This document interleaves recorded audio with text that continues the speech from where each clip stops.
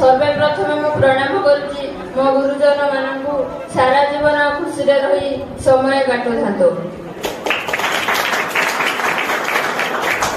जीवंत ठाकुर गुरु तुमे मोर पुनि सुसुतम भक्त भूल करिबिनी मिछ कहबिनी कहूथिबि खाली सत।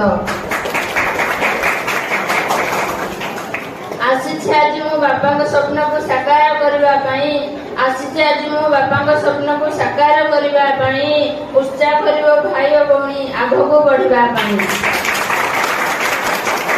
पाइनी केबे मु बाबा माँ स्नेह एका संघर्ष करबा शिखिछि। वृंदावन सुबुद्धि महाविद्यालय को मु जेबे आसीछि गोटे नुआ परिवार टे पाइछि। मो प्रियर बंधु माने कहै अबुझा ढंगटे भारी अभिमानी दुष्टामी करे मु बेसी जदि तम पाखे केबे भूल करिदेली प्लीज क्षमा कर दो।